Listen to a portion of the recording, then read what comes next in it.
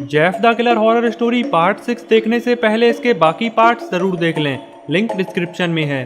दोस्तों, हमने पिछली वीडियो में देखा था कि कैसे गुल्ली बुल्ली और शॉन जेफ और जेसन से बचकर मालगाड़ी पर चढ़ रहे थे। गुल्ली और बुल्ली तो मालगाड़ी पर चढ़ गए थे, लेकिन शॉन का पैर फंस जाता है, जिससे शॉन यहीं पर गिर जाता है और जेफ और जेसन शॉन को गिरा हुआ देखकर शॉन की तरफ ही आने लगते हैं। शॉन वापस से उठकर भागने लगता है और गुल्ली शॉन के लिए हाथ आगे बढ़ाता है, लेकिन इसका कोई फायदा नहीं होता क्योंकि शॉन जैसे ही गुल्ली का हाथ पकड़ने के लिए छलांग मारता है, तभी जेसन भी पीछे से छलांग मारकर शॉन को पकड़ लेता है। अब आगे इधर गुल्ली बुल्ली देखते हैं कि जेसन ने शॉन को पकड़ लिया है। तभी बुल्ली गुल्ली से कहता है कि गुल्ली जल्दी से ट्रेन से कूदो, हमें शॉन को बचाना होगा। गुल्ली कहता है बुल्ली आ जाओ मेरे पीछे।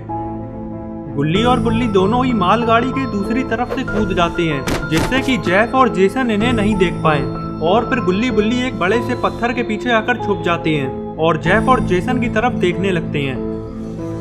इधर शॉन जमीन पर गिरा हुआ था और जेफ और जेसन भी शॉन के पास में ही खड़े हुए थे।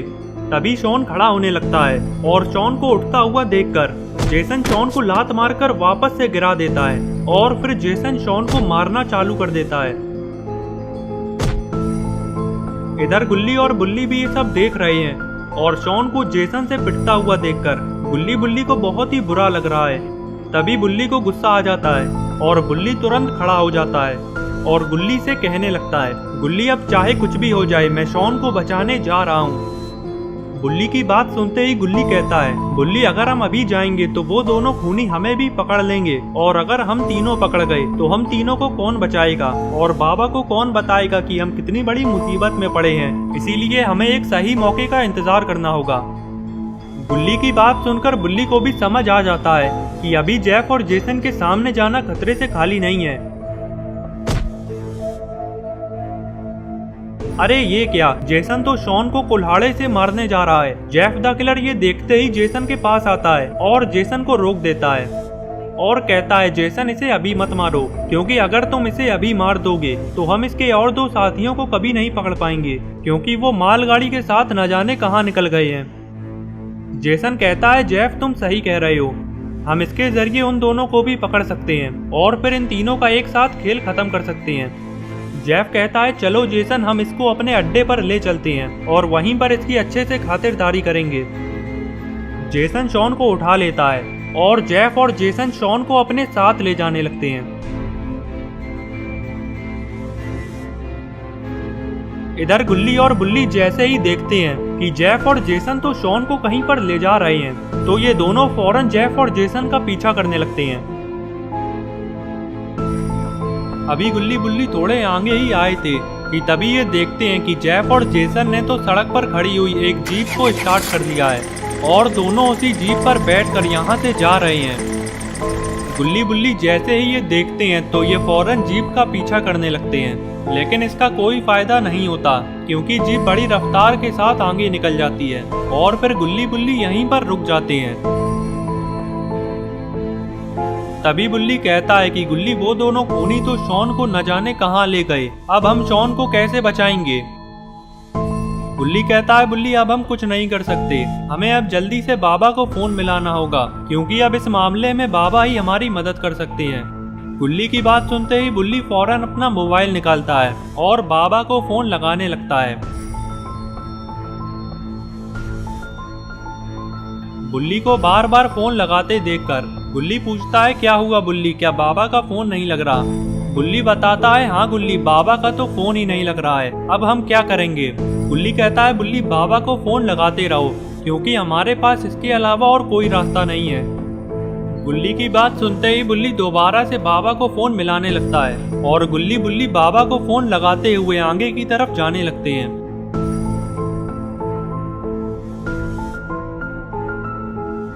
इधर जेफ और जेसन शॉन को लेकर अपने ठिकाने पर आ जाते हैं और जेफ जीप को साइड में रोक देता है और जेफ और जेसन जीप से उतर जाते हैं।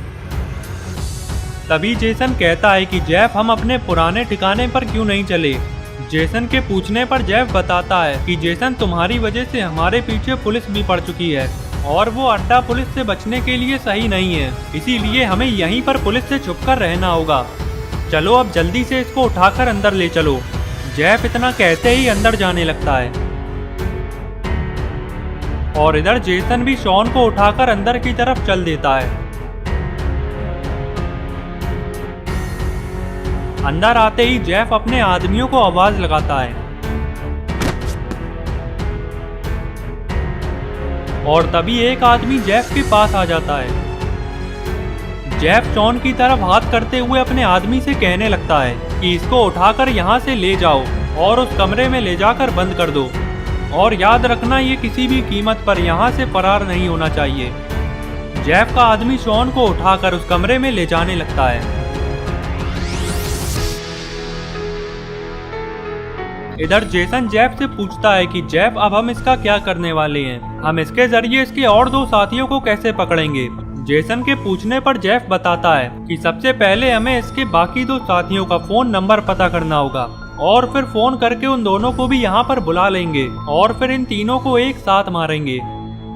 जेफ की बात सुनकर जेसन बहुत खुश हो जाता है और जेसन कहता है जेफ ये आइडिया तो बहुत ही बढ़िया है, इससे हम बड़ी आसानी से इन तीनों को मार सकते हैं। जेफ बोला चलो जेसन आ जाओ, हम कमरे में चलते हैं और उसके साथियों का फोन नंबर पता करते हैं। जेफ और जेसन गुल्ली बुल्ली का फोन नंबर पता करने के लिए शॉन के पास जाने लगते हैं।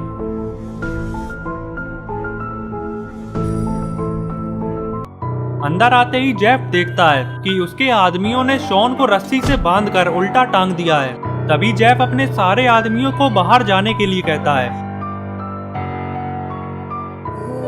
और फिर जेफ और जेसन शॉन के पास आ जाते हैं और जेफ शॉन से गुल्ली बुल्ली का फोन नंबर पूछता है और कहता है अगर नंबर नहीं बताया तो जेसन तुम्हें मार मार के तुम्हारी हालत खराब कर देगा। जेफ की बात सुनते ही शॉन ये समझ जाता है कि जेफ और जेसन गुल्ली बुल्ली का फोन नंबर लेकर गुल्ली बुल्ली को भी यहाँ पर बुला लेंगे और अपने जाल में फंसाकर गुल्ली बुल्ली को भी पकड़ लेंगे। इसीलिए शॉन नंबर बताने से साफ इनकार कर देता है और कहता है कि चाहे कुछ भी कर लो मैं गुल्ली बुल्ली का नंबर नहीं बताऊंगा। शॉन की बात सुनते ही जेफ ये समझ जाता है कि अब इसे क्या करना है और फिर जेफ जेसन से कहता है कि जेसन तुम 2 मिनट के लिए बाहर चले जाओ, मैं 2 मिनट में इससे नंबर पूछकर बाहर आता हूँ। जेफ की बात सुनकर जेसन कमरे से बाहर जाने लगता है। इधर जेफ पास में रखा हुआ एक डंडा उठा लेता है और फिर शॉन के पास आकर दोबारा से नंबर पूछता है कि कहीं डंडा देखकर शॉन का मन तो नहीं बदल गया। लेकिन शॉन इस बार भी मना कर देता है क्योंकि शॉन को ऐसा लग रहा है कि जेफ 3-4 डंडे मारने में ही थक जाएगा और अपना पॉटी बॉय शॉन 3-4 डंडे तो आराम से झेल लेगा। लेकिन जेफ जैसे ही डंडे मारना चालू करता है तो शॉन को समझ आ जाता है कि जेफ द किलर हार मानने वालों में से नहीं है और इसको नंबर बता देने में ही शॉन की भलाई है। शॉन फौरन जेफ से रुकने के लिए कहता है और फिर शॉन जेफ को गुल्ली बुल्ली का नंबर बताने लगता है। नंबर मिलते ही जेफ कमरे से बाहर जाने लगता है और फिर बाहर आते ही जेफ तुरंत गुल्ली बुल्ली को फोन लगा देता है। इधर गुल्ली बुल्ली बाबा को फोन मिला कर थक हार कर बैठ गए हैं क्योंकि बाबा का फोन तो लग ही नहीं रहा है और अब गुल्ली बुल्ली को कुछ भी समझ नहीं आ रहा है कि अब आगे इन्हें क्या करना चाहिए। लेकिन तभी बुल्ली का फोन बजने लगता है। बुल्ली कहता है बुल्ली जल्दी देखो कहीं बाबा का फोन तो नहीं आ गया। बुल्ली जैसे ही फोन देखता है तो ये फोन बाबा का नहीं होता है और फिर बुल्ली जब फोन उठाता है तो उधर से जेफ द किलर की आवाज आती है। जेफ की आवाज सुनते ही बुल्ली ये समझ जाता है कि ये तो उसी किलर की आवाज है जो शॉन को पकड़ के अपने साथ ले गया है। फोन उठते ही जेफ गुल्ली बुल्ली से कहने लगता है कि मैं तुम्हारे दोस्त शॉन को अपने अड्डे पर ले आया हूँ और अगर तुम लोग शॉन को बचाना चाहते हो तो अगले 1 घंटे में भूतिया जंगल के बीचों बीच आ जाओ, वहीं पर मेरा अड्डा है और अगर 1 घंटे में नहीं पहुँचे तो मैं शॉन को मार दूंगा और इसके जिम्मेदार तुम लोग होगे। बस इतना कहते ही जेफ फोन काट देता है और फिर जेफ जेसन से कहता है जेसन इन्हें पकड़ने की सारी तैयारी कर लो क्योंकि मुझे पूरा यकीन है कि ये दोनों यहाँ पर जरूर आएंगे।